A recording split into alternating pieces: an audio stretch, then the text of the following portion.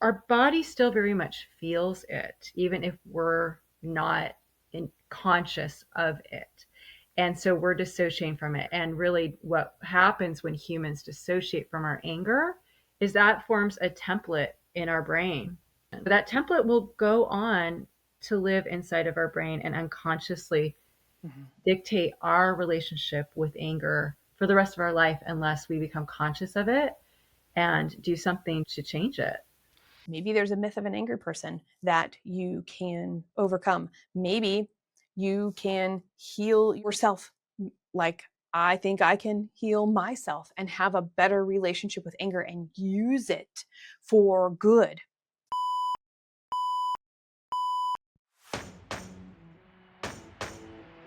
Every leader needs a trusted partner for the moments that matter. This Bold Business Podcast conversation is that partnership. Your go-to resource designed to break the inertia and refresh your perspective so you can start making moves. Here is your host, an insightful truth teller who serves as the catalyst for getting the right work done and who asks the questions that truly matter. Jess Dewell.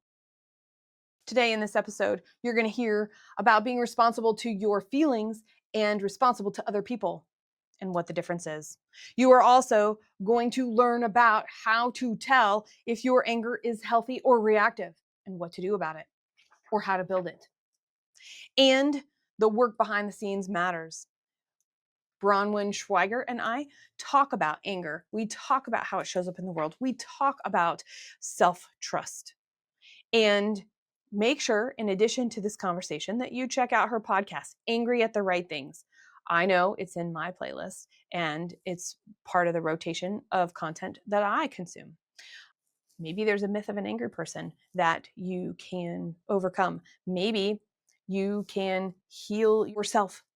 Like, I think I can heal myself and have a better relationship with anger and use it for good. Enjoy the conversation. Let's start here, Bronwyn. We live in this world where emotion is really necessary, and yet we don't know how to use that emotion for not only our own good, but the greater good. Is that something you're also seeing? Yeah, but it's interesting you say emotion is really necessary, and it is, but it's almost like you're saying there's some option to not have emotion, and there's not. And I think that's actually a very common myth that we say, oh, she's really emotional and I'm not an emotional person. And that's, we do have emotions whether we want to recognize and acknowledge them or not. And if we choose not, maybe we've been conditioned not to show or display or even feel our emotions, they're still very much there. And what we're doing is we're actually dissociating. And when we do that, some really detrimental things happen, specifically with the emotion that is my specialty, which is anger. So when we dissociate from anger, that's a very popular emotion to dissociate from because we can share joy, we can share fear or sadness, but anger, there's just a lot more stigma around. And of course, there's what we would consider inherent danger, like we might lose a relationship or maybe feel really uncomfortable with confronting someone. So there's a lot going on with anger, which leads humans to dissociate more from anger than other emotions. But our body still very much feels it, even if we're not conscious of it. And so we're dissociating from it. And really, what happens when humans dissociate from our anger is it makes us sick because that anger is still in our body and it doesn't just disappear when it goes unacknowledged or unexpressed. It actually, I like to say, it stagnates inside of us and it makes us sick. And so some of that sickness can be somatic. It can be headaches, migraines. It could be vertigo. That's not uncommon. It can be gut disorders, insomnia. There's a lot of research actually connecting disassociated emotion that we hold inside and autoimmune disorders. A lot of scientific research on that. And so those are the somatic issues, but then anxiety, depression, mania, which falls under bipolar disorder, OCD, all kind ADHD, I believe are all also a result of us suppressing or dissociating from our anger, and it's still in our body and it haunts us. I'm curious about when you said the stigma around anger. Do you find that only in certain areas of the world, or is that now global? That's a great question. I think with men and women, it can be different within a culture, between cultures, with children versus parents. Culture can come down to within a family too. Some families allow their kids to express anger and some don't. Some families are more patriarchal. But yeah, I would say that stigma inherently for us as individuals is that we at some level believe we're going to lose a relationship and be alone if we display anger for many people. So, that again, my expertise is in psychology. I believe that happens when we're very young, probably most commonly during what we call the terrible twos, which is when a child goes through their first stage of differentiation from the parent. It's really important that little toddler say no, say me do it, say mine, and differentiate from us. And as adults, most of us weren't raised to allow a young child to do that and see the inherent goodness of it. Of course, within parameters, we can have parameters, but we don't know how vital that phase is for that child. And so if we communicate our disapproval, that can cause that child to have shame.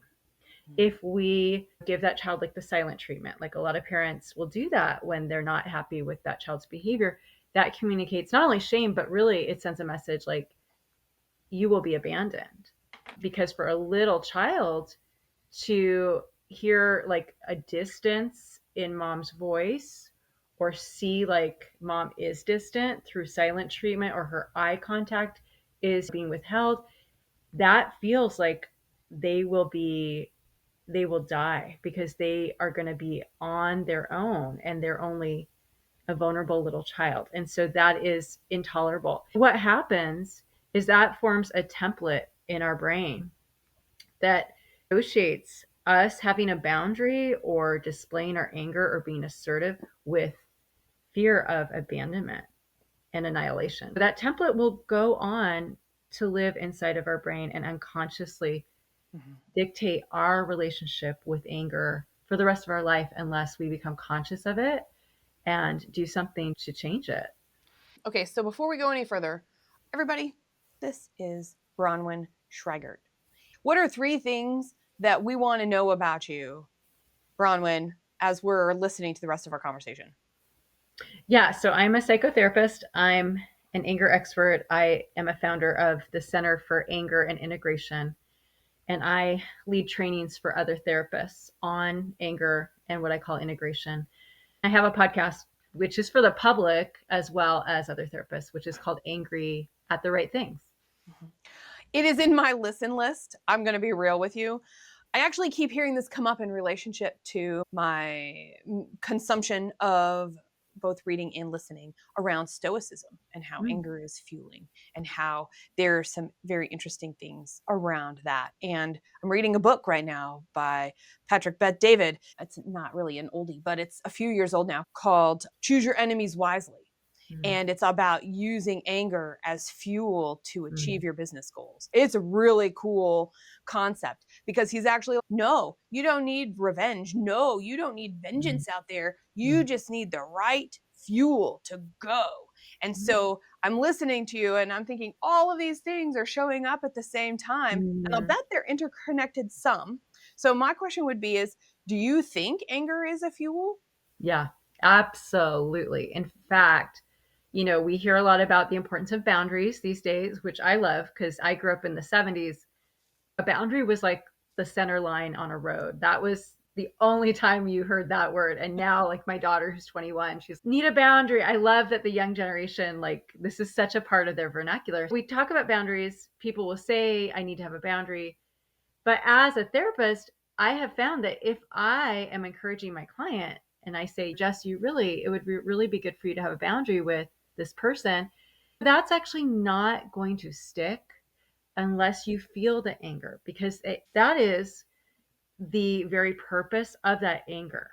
is to keep that boundary in place. So anger is an emotion. And when we think about that word emotion, it is there to elicit motion, which is why that word motion is in the word emotion, right? So if we can see our emotions as there to propel us forward, to bring about resolution, and that's really what anger's job is, to bring about repair or resolution. So I liken it to like the light on the dashboard of our emotional car saying, hey, check under the hood.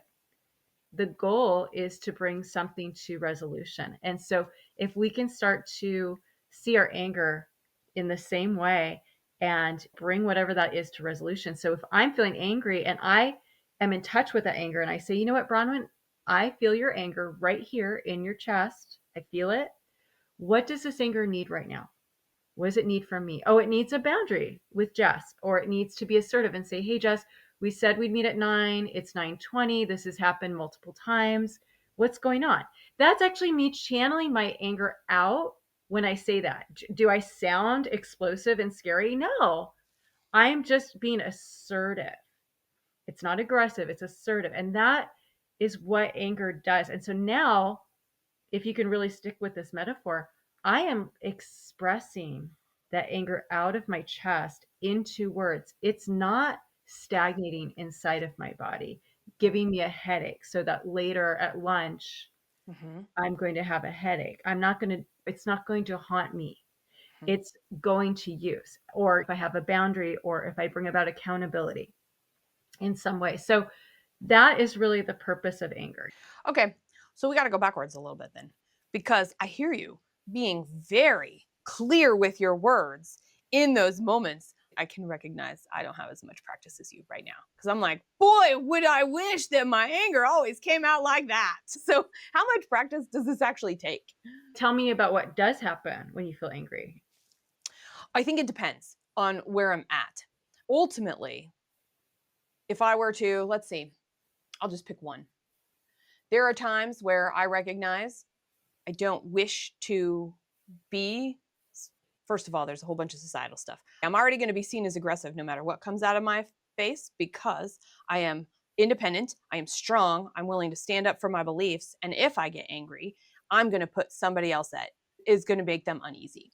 Okay, so let's Yeah. actually talk about that Okay. because I think you represent a lot of people, and Yeah. I'm glad you brought that up. Okay. So I think in the general sense, you're saying, I'm worried about what people will think, right? Some people will get offended. Some people will take it the wrong way. They don't understand the context, what have you. They don't know me really well, whatever. So this is really imperative. And this is something I talk about on my podcast, do with my clients all the time. We are only responsible for our own feelings and for ourselves. We are not responsible for other people's feelings. We are responsible to other people, but never for them. And so again, talking about conditioning, most of us were conditioned, unfortunately, by parents to feel like we are responsible for other people's feelings. When our parent says, I'm really disappointed in you, that's a way to say you're responsible for my disappointment, right? But when we can come to a place where we're like, you know what? I'm responsible to this person, but I am not responsible for the outcome of, what I do. That outcome, if they're disappointed, if they're offended, that's on them. Those are their feelings and they belong to them, not to me. And Mm-hmm. when we adhere to this universal invisible parameter, it's like adhering to the law of gravity. It just brings everything into order. And I know this is easier said than done, but I want to give you an inspirational example. Okay. So I'm 54. I became a grown up because I was visiting with my father. We went out to dinner for his birthday to a very nice restaurant, his choice. And he was upset about the seating arrangement, basically. And I did what I could and I just said, you know what? Oh, we're going to do this. Mm-hmm. And I knew he was not going to be happy, but there was no option. So he basically had his little temper tantrum, which, is like embarrassing, but he did it. And when he started to tantrum, other people could see it. The host could see it. The waiters could see it. And my husband was like fawning over him, trying to like make things better, which was my old response. Mhm. But I sat there and I told myself, Bronwyn, those are Mike's feelings. They belong to Mike. Mike wants you to believe you are responsible for his feelings, but you are not. Only Mike is responsible for his feelings. You are only responsible for your feelings. And when I did that, it was like I finally grew up in that moment. And he ended up apologizing later. I think I have really become an adult at age basically 50, 51 for the first time ever. And ever since, it's just come much more naturally to Yeah. me. I have to feel it in my gut. If I'm this responsible for other people's feelings versus being responsible to people, Yeah. I really like this. I feel everything in my gut first. I can tell you if it's going to be good. I can tell you if it's going to be bad. What I couldn't tell you until recently was, is it mine? And Mm. because I am sensitive to so much to other Mhm. people, in my case, it's, that's a little bit of joy. I can run around and feel and be me instead of Yes, whatever that's it. this is. Yeah. So I feel like I have not had an experience like you out in the world yet, but I'm starting to feel some of that. And what you were sharing in your journey brought that up for me. So maybe somebody else that's listening is hearing something and going, ooh, this is how it shows up for me. Great. Can we say claim it? I believe our gut is where our inner child lives. And so it's Oh, very interesting that you were very connected with that. Unfortunately, it's also where shame lives. yes, it And is. what I believe the role of shame, it blocks our connection with our inner child. When we can dislodge shame, it's like we come into ourself and we start trusting our gut more and we can discern, is this person trying to make me feel responsible for their feelings? Or is this what I'm feeling? Is this valid? It just Mhm. brings about this clarity that is really life giving. And I'll tell you what, my gut does not lead me wrong in high pressure negotiations. It does not lead me Wow. wrong talking with strangers. It does not lead me wrong. Now, Wow. it does, I cannot listen to it and just go on the Mhm. wrong. Let's just be real. But my gut is always there talking to me. And I feel really lucky about that. And now hearing you say that is also very interesting because I've always had that and never, but is that something? So that's something, would it show up another way for somebody else if there was another default? If I'm on this journey, these are some things that you've heard, so I can say, oh, I actually might have some of this. Keep up with this discernment of responsible for versus responsible to. Most people have gut problems though. So, True. yeah. And so those problems are shame. We also feel disgust in our gut, and shame and gut and disgust are one and the same.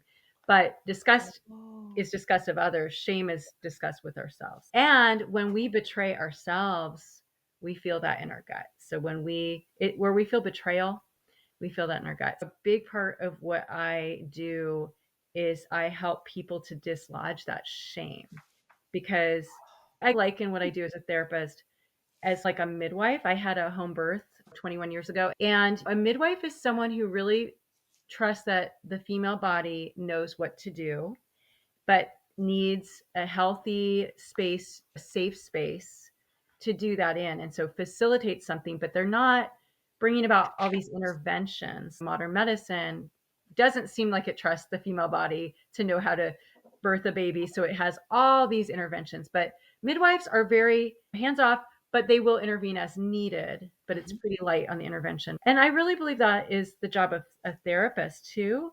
I believe that our body knows what to do, and a therapist is there to help facilitate that healing and that wholeness. But shame and dislodging shame is really what is necessary. It's almost a wound knows exactly how to heal, but if there's something in it, some kind of pathogen, that needs to be removed in order for that wound to heal, or else it will just stay infected.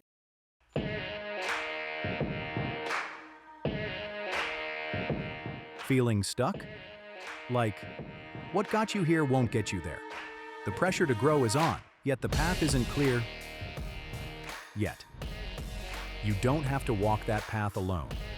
This is the Bold Business Podcast. Like and subscribe wherever you listen. Your host, Jess Dewell is the strategic partner you've been looking for, asking the questions that truly matter. It's time to break the inertia and get the perspective you need to make your next move. When we experience gut discomfort and it becomes what we would consider chronic, not only is whatever we're doing for our lifestyle or our sleep or our diet important, we also need to include our feelings about ourselves. I would just really simply say, what is making me feel this shame? What is it? It could be that we just lost a job and that we put way too much of our identity in what we do. The job loss is problematic, but it shouldn't cause shame. That's the problem, is our Right. relationship to what gives us our identity. It could be that we just got a divorce. It could be the person that we live with, like, shames the hell out of us. And so our gut's trying to tell us, like, this is not good. I was thinking we were going to talk more about anger. However, I'm really interested in this concept of shame because my guess is this is a guess, so correct me please and expand on this and take us in the right direction of if we've got disgust on the outer side and shame on the inside, and that's where we're defaulting, is it because we have bottled up anger or is it because we can't even get to the anger? I think the shame keeps us from getting to the Yeah. anger. Okay. Absolutely. Yeah, that's why I like to bring them up because they definitely have a relationship.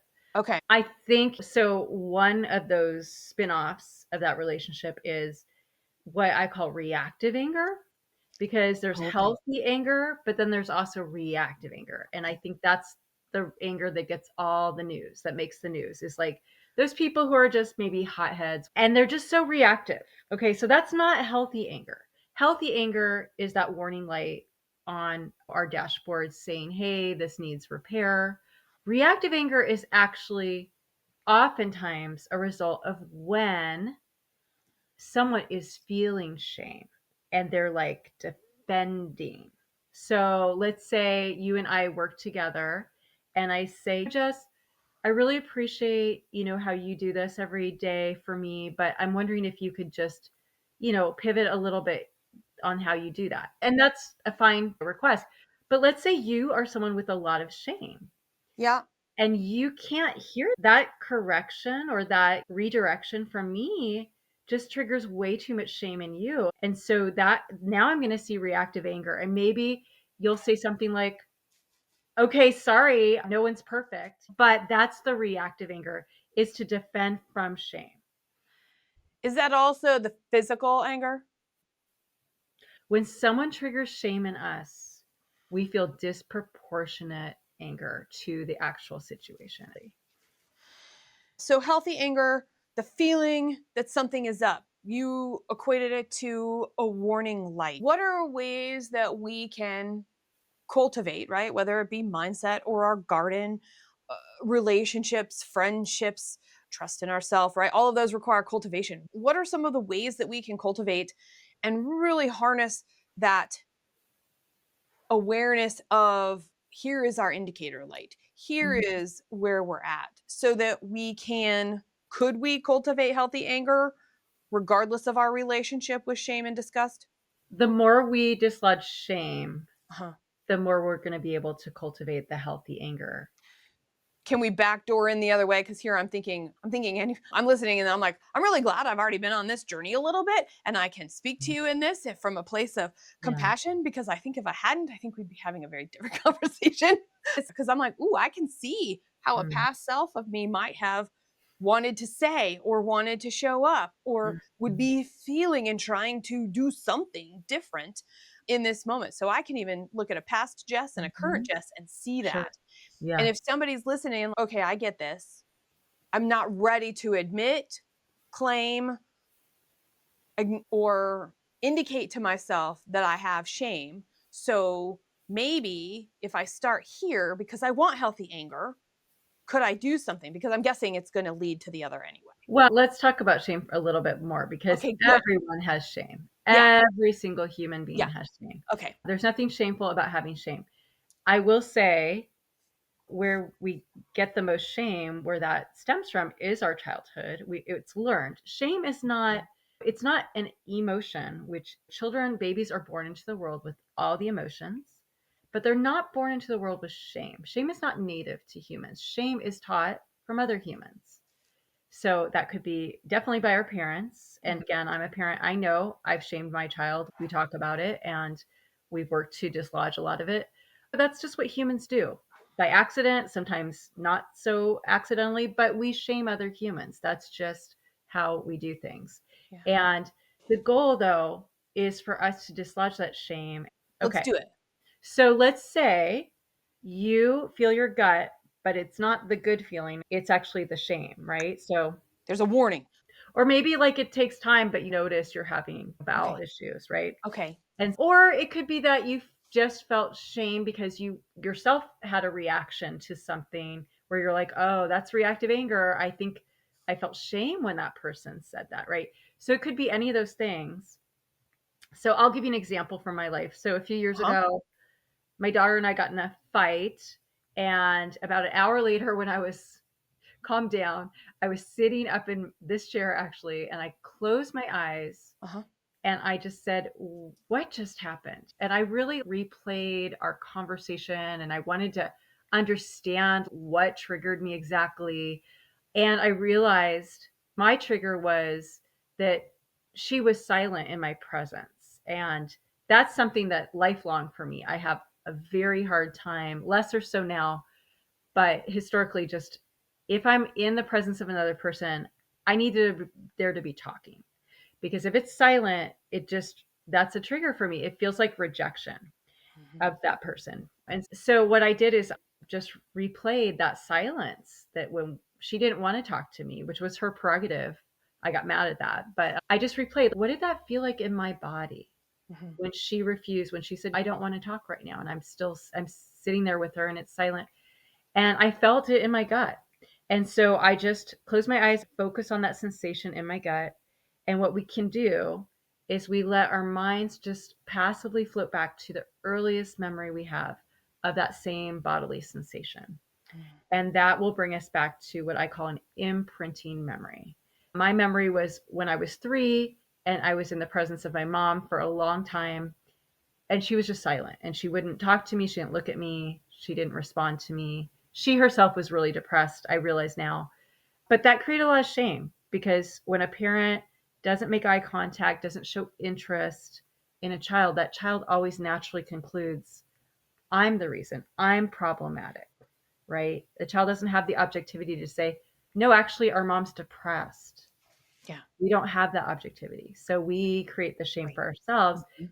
And so what I do then is I imagined adult Bronwyn going to little 3-year-old Bronwyn, getting down on her level, looking her in the eyes, and saying, little Bronwyn, I know you feel ashamed because our mom is so non responsive.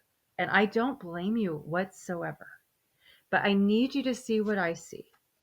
I need you to see that what feels like rejection of you is not a reflection of a you problem, but 100% a reflection of a mom problem. So we're going to put all the shame you feel in this cardboard box and we're just going to give it back to her. We're going to say, here you go, mom. Turns out this has always been yours. It's not ours. Return to owner. And then I look back at little Bronwyn and I say, little Bronwyn, I see you. And I see what a precious little girl you are. And you're good. I see your goodness. You're not perfect, but you're good. You're a net good in my eyes. And you matter to me, even if you don't matter to our mother. You matter to me. And now you can feel your feelings, and I will feel them with you because what's shareable is bearable.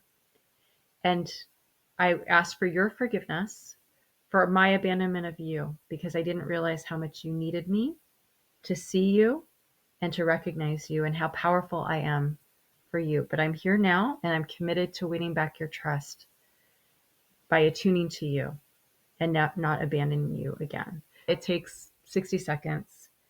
And that really heals that template within us that associates, silence with shame or rejection. Mhm. And we can do that for ourselves at each and every turn when we start to notice where shame plays a role in our lives. That's interesting. One of mine, I know that I'm feeling when somebody says it was a waste of time. Somebody said, we got to the end. That was a waste of 40 minutes. And Ooh. waterworks. And I was like, oh, okay. So I'm like, really, was it? And I was able to name, after I was able to breathe again, okay, tears aside, I'm sorry you feel that way. Here are two things I took out of it. Something I missed that I'm really glad to have awareness of, and the courage to ask you for help. And that was the end of that conversation. But Wow. to know that your trigger was silence, my trigger was that. And so we all have them. And to recognize that at least will help us walk through, because I appreciate you sharing that walk through story. Yeah.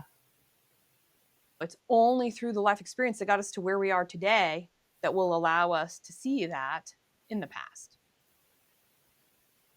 Absolutely.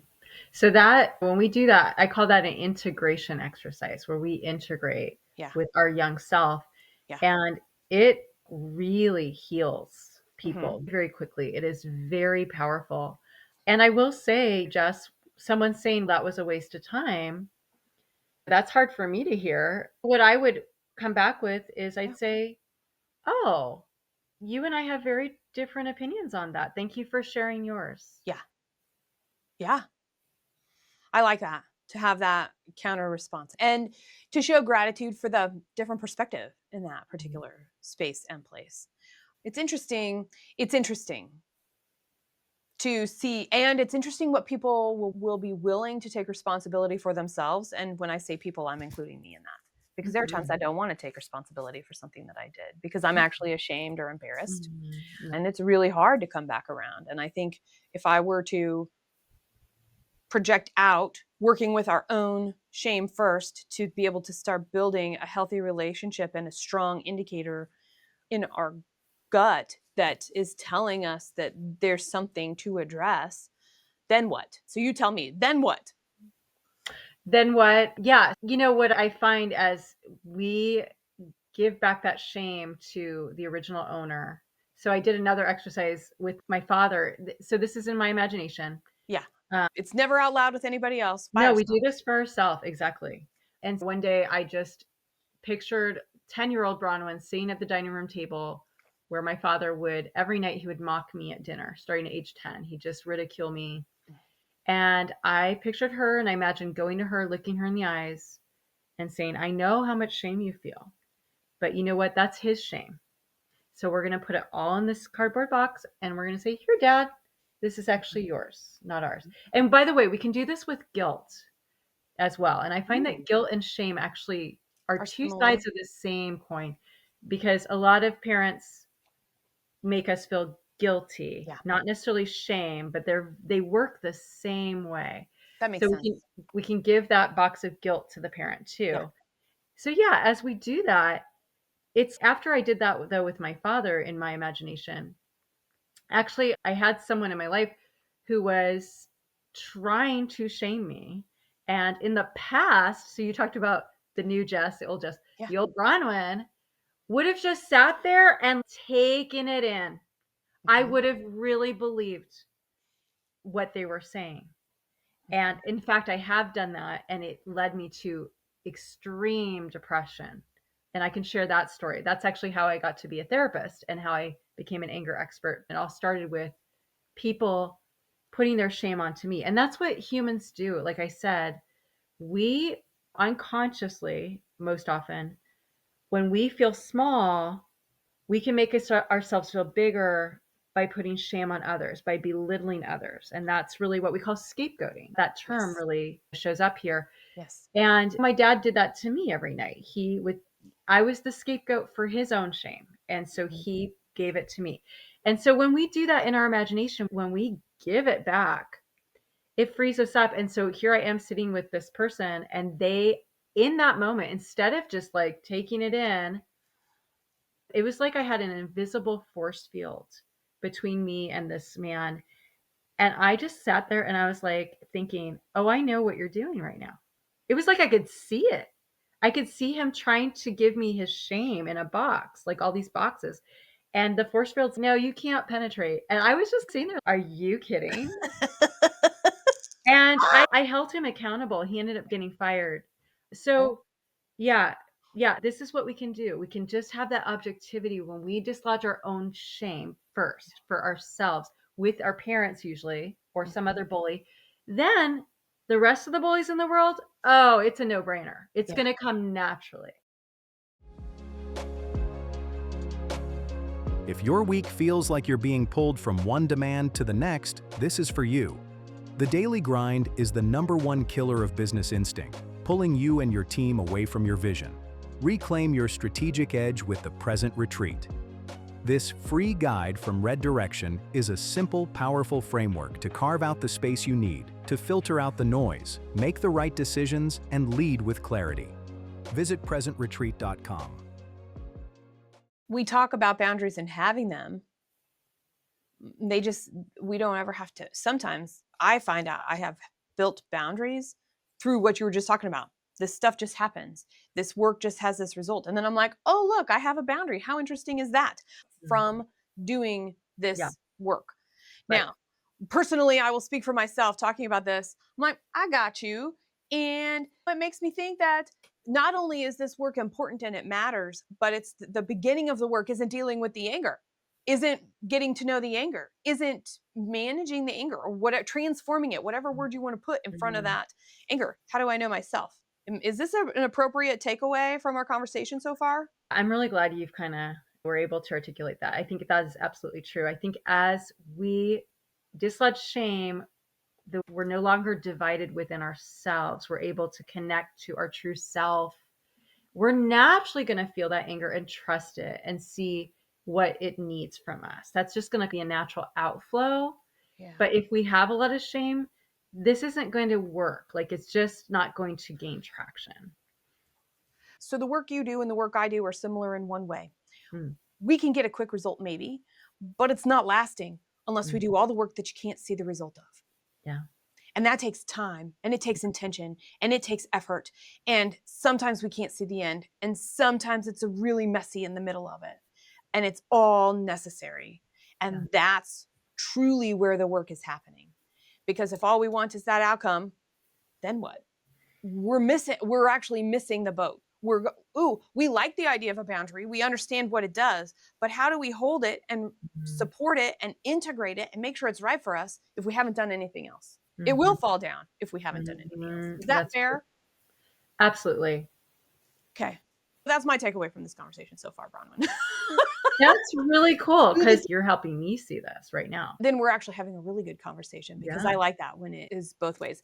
Tell me, so you had said you would be willing to share the story of your depression and how you became a therapist. I am Mhm, very curious about that because that's actually one of the things that's like course correction.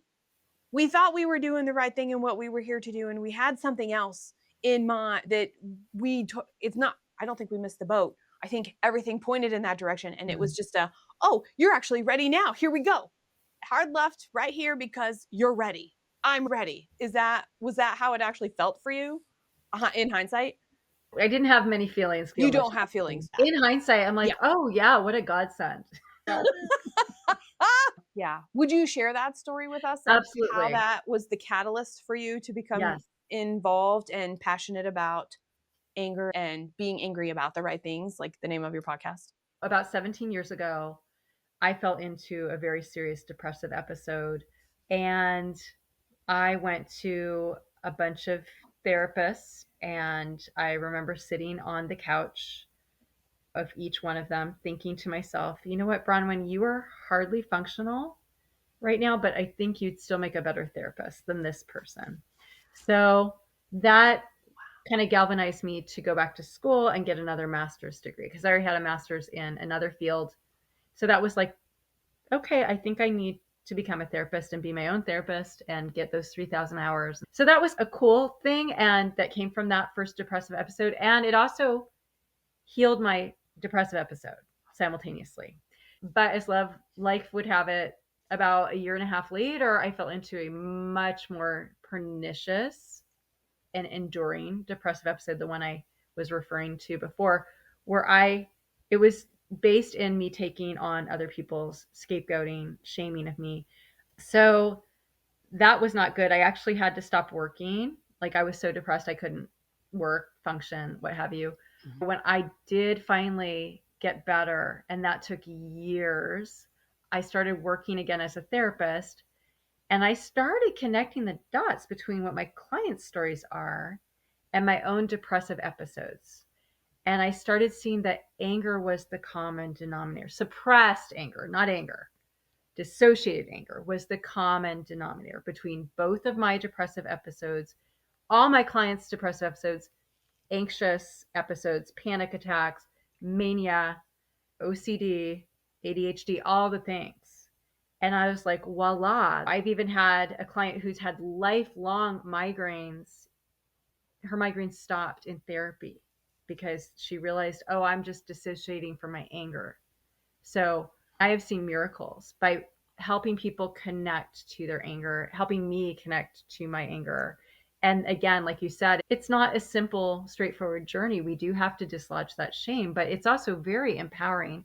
One of the things I did when I was healing from that depressive episode is I wrote a letter of accountability, like an email, to one of those people who bullied me and caused me to become depressed, who did things that gave me shame and belittled me to make themselves feel big. And I held her accountable. I sent the email and I said, this is a one way piece of communication. I just need to set the record straight. If you respond, it will go unread. I will not read it.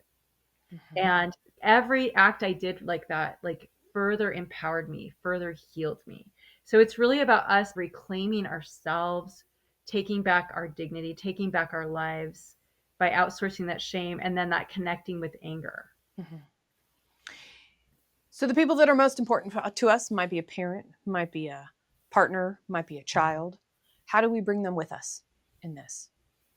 Yeah, it depends on how we're interfacing with each person. Yeah. But yeah, so with my husband, he's actually the catalyst for that first depressive episode 17 years ago.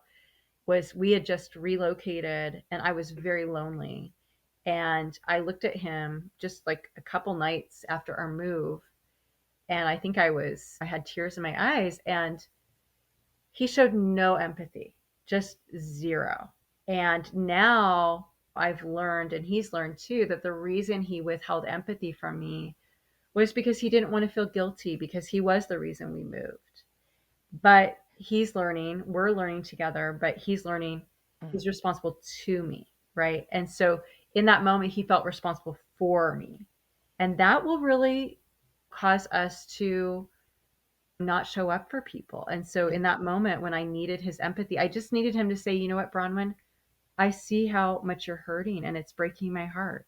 That's all I needed. But that made me very depressed because it reactivated my early childhood experience of feeling lonely and my mom withholding empathy from me. So, yeah, so those kind of things. But if I, in that moment, had the wherewithal to say, you know what, Steve, I just need you to show empathy, and this is what I need from you right now. If I could have catalyzed that anger out of my body and just been assertive and said, this is what I need from you, that would have helped him do that too. But that anger, I didn't feel it. I just dissociated, and then that made me very, very depressed. Mhm.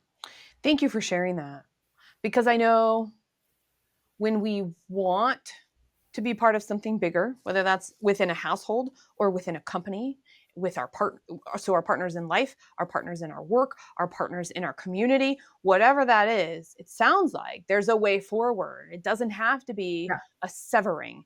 And the journey is the journey similar? Yeah. So with Steve and I, it's made our marriage so much better. Yeah. It hasn't been an easy journey, but it has definitely improved. I'm being more assertive. He's not feeling responsible for my feelings. With my father, that I alluded to earlier, it came down to an ultimatum that I said, you know what, Dad, I really want to be in your life, but you're going to need to apologize for your abusive behavior of me in the past and become a safe person if that's going to continue. So the ball's in your court. He decided to not respond. And so I haven't spoken to him in 3 years and I might never again. And that's totally fine with me. You know, what's interesting. I had insomnia for 30 years. Oh, Yeah, 30 years. And when I started waking up to just how toxic he is and feeling my anger and starting to hold him accountable, I just document things he had said and done in emails, try to hold him accountable. That's the only way he'll listen is by reading it yeah. versus hearing it. That's when I started sleeping like a baby for the first time in 30 years. I got off all my medication. So I think for 30 years, little Bronwyn was like, wake up. Why are you thinking of him as a good father? He's not a safe person. And when I started trusting that, feeling my anger, holding him accountable, it gave me peace and I have no more insomnia. Does this self work make us safe people to be around? Absolutely. Okay. Then that's where we'll leave that because I'm like, ooh. So tell me, Bronwyn, what makes it bold? What makes it bold to work with ourselves and our shame and our disgust so that we can have a healthy relationship with anger? When we see a tree that is flourishing, like I have a tree in my backyard that's 100 feet tall, it's flourishing. And a flourishing tree creates habitat, shade, refuge for thousands of creatures and even humans. And when humans flourish, we do the same thing. We make the world a safer, more beautiful place.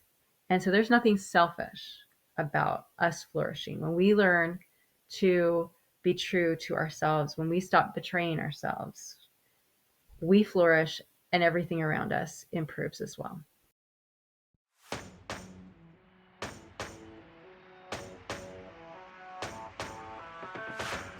And that brings us to the close of another powerful and fresh perspective on the Bold Business Podcast. In today's volatile landscape, growth is a double-edged sword. To truly thrive, you must engage with your strategy, not just react to the day-to-day. Without absolute alignment, your company faces a stark choice: outmaneuver or be outmaneuvered, grow or get left behind. Thank you for listening, and a special thanks to the Scott Treatment for technical production.